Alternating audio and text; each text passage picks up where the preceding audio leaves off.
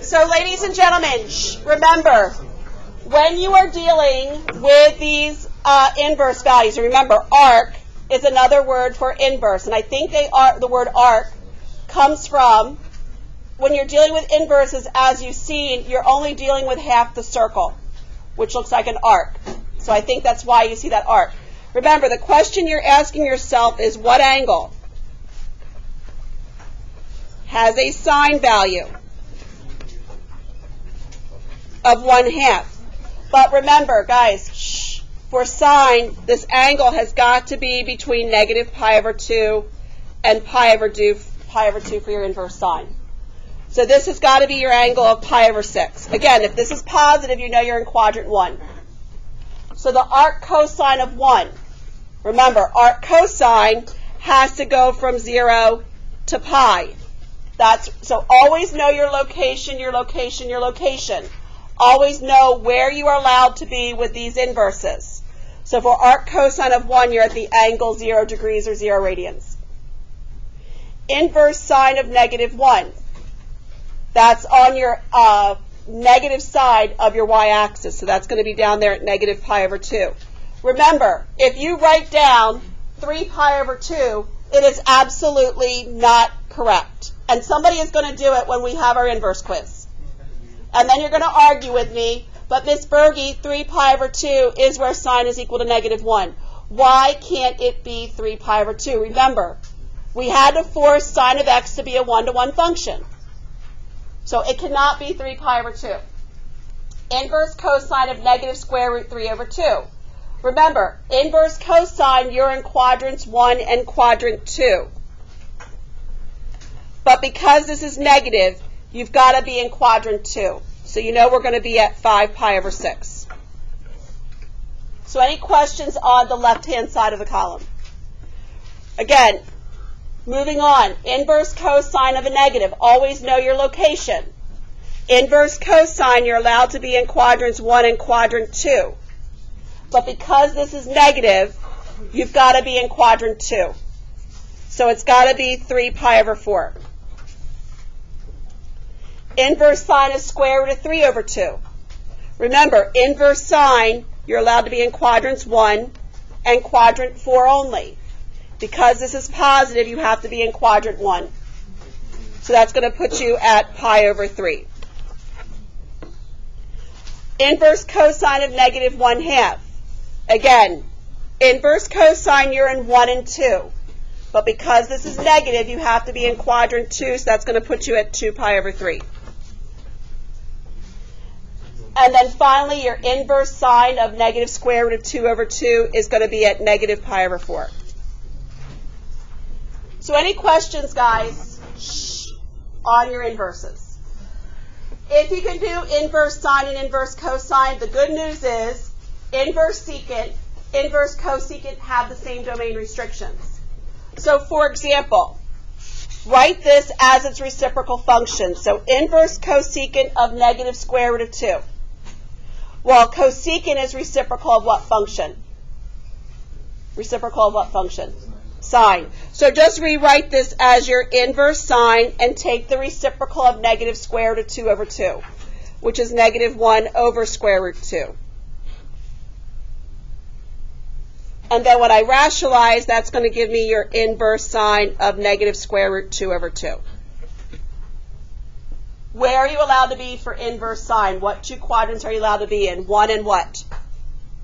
Where's your location? 1 and what? 4. Because this is negative, which one are we going to have to be in? We have to be in quadrant 4. So then the angle down there in quadrant 4 that has the sine value of negative square root of 2 over 2 is going to be negative pi over 4. So like I said, if you know the inverse sine and you know the inverse cosine, you should be able to do the inverse secants and the inverse cosecants. You're in the same quadrants. So arc secant of 2. Well, secant's reciprocal of which functions? Reciprocal of what? The sine or cosine? Cosine. So this is going to be equivalent to the arc cosine. Take the reciprocal of 2, which is 1/2. So arc cosine of 1/2. You're in quadrant 1 because it's positive. So what angle in quadrant 1 has a cosine value of 1/2?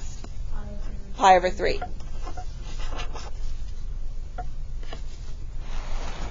So inverse cosecant is reciprocal of the sine, so I can rewrite this as the inverse sine. Hopefully you've started to recognize without having to constantly rationalize the denominator.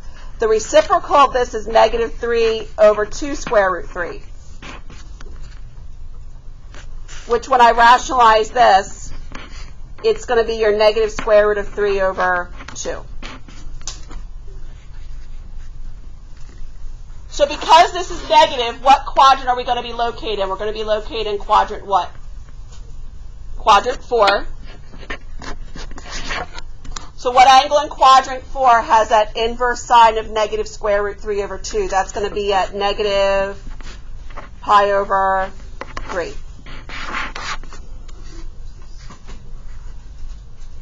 Arc secant of 1.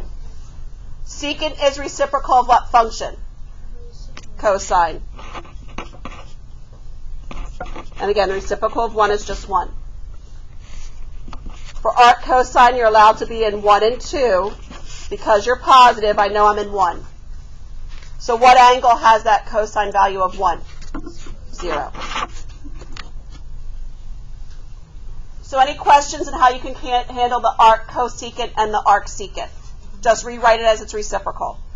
Now we're going to do some composition. You guys, depending upon how well, this is where now you're going to have both worlds collide. Unit circle and inverse. So you may want to have a unit circle in front of you. Going back to Algebra 2, ladies and gentlemen, remember when you did composition, you always start on the inside and work your way out.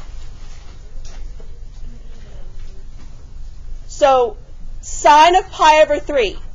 This is just our regular sine function. You're looking in all 4 quadrants. This is not an inverse. So where is pi over 3 located, first of all? What quadrant is pi over 3? 1.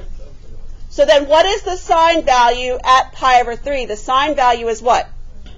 Square root 3 over 2. So remember when you do composition, you start on the inside, you work your way out. So now I'm going to look at the outside, and I'm going to find the arc sine of square root of 3 over 2. Arc sine, now this is the inverse. You're allowed to be in quadrants 1 and quadrant 4 only. Because this is positive, you're in quadrant 1. So what angle has that sine value of square root of 3 over 2 in quadrant 1? That's going to be pi over 3. Now, going back to the composition rule I mentioned, notice when I did the composition of sine and its inverse, this cancellation occurred in this particular case at pi over 3, didn't it? It doesn't always work that way. The only way that rule works is if this angle falls within the restricted domain for sine. So in order for that cancellation to occur, this angle has to be between negative pi over 2 and pi over 2. That's the only way you can use that composition rule. If you're not sure when it works and when it doesn't work, do what I just did. Always just work on the inside out and you'll never go wrong. For example, taking a look at number 2, you have the inverse cosine of the cosine of 4 pi over 3. This is an example where the composition rule will not work. Because in order for this cancellation to occur, this angle has to be within the restricted domain for cosine. Remember, the domain restriction we placed on cosine goes from 0 to pi. Is 4 pi over 3 located between 0 and pi? No. So don't try and use that composition rule. Do like I just did in the first example. Inside out, let's find the cosine of 4 pi over 3. Again, this is a unit circle. We're looking in all 4 quadrants. Where is 4 pi over 3 located? What quadrant? 3.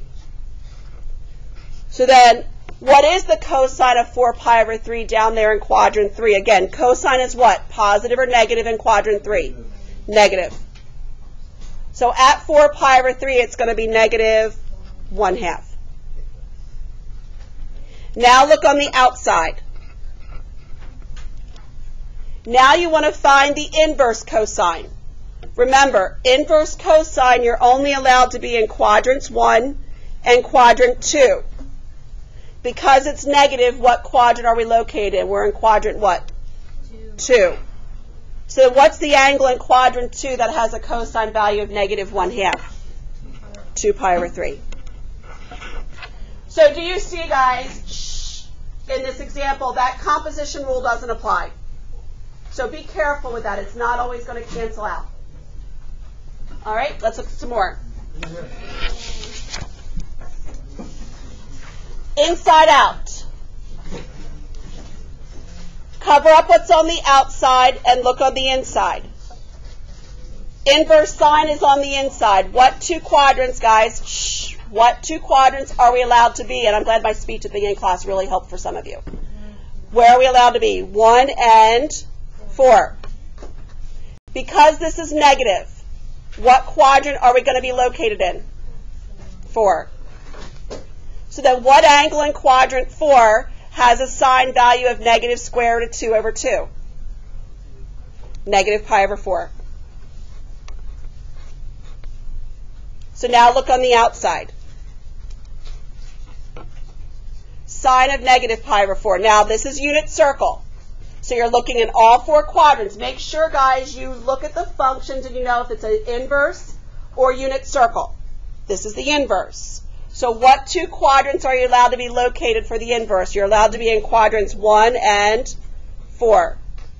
Because it's negative, which quadrant are we located? 4. Wait a minute, this is sine. This is unit circle. Sorry about that.